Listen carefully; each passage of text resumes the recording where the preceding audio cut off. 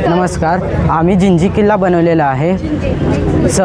तमिळनाडू राज्यात विल्लीपुरम जिल्ह्यात हा किल्ला वसलेला आहे. हा किल्ला प्रमुख 3 टेकड्यांमध्ये वसलेला आहे. हा राजगिरी, तो कृष्णागिरी आणि हा आहे चंद्रायन दुर्ग. येथे राजा राहतो, त्या ठिकाणी राणे राहते आणि इथे कामगार वर्ग राहतात. या किल्ल्याला एकूण 12 चोर दरवाजे आहेत. त्यापैकी आपल्याला फक्त 3च चोर दरवाजे माहीत आहेत. पहिला चोर दरवाजा पुंडुचेरीला जातो, दुसरा चोर दरवाजा जिंजी गावात आणि तिसरा चोर दरवाजा चेन्नईच्या दिशेने. आपण जेव्हा 900 पायऱ्या चढून वर येतो आपल्याला एक ब्रिज भेटते. कोणतेही महाराज असू दे त्यांना वाचवण्यासाठी हा ब्रिज बनवलेला आहे. हा जेव्हा शत्रुसेना महाराजांच्या मागे लागतं त्यावेळी महाराजांना आत घेतात व हा ब्रिज वर घेतला जातो, त्यामुळे महाराज सुरक्षित राहतात. किल्ल्याचा इतिहास हा 9व्या शतकात चोल साम्राज्याकडे हा गड होता. त्यानंतर विजयनगरचा कडवा साम्राज्याकडे हा गेला. त्यानंतर विजयनगर साम्राज्याकडे श्रीकृष्णा नायक हे जिंजीचे नायक म्हणून ओळखले जाते. त्यांनी भरपूर प्रगती केली. त्यांनी व्यंकटेश्वर मंदिर येथे बनवले. तसेच कल्याण मंडपम जेथे विवाह सोहळा असे होतात त्यांनी बनवले.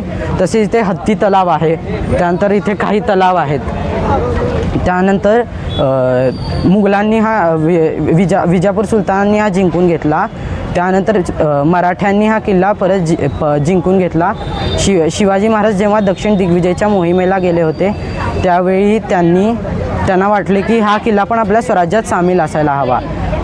शिवाजी महाराजांनी हरजी महाराज महाडिक यांना पाठवले.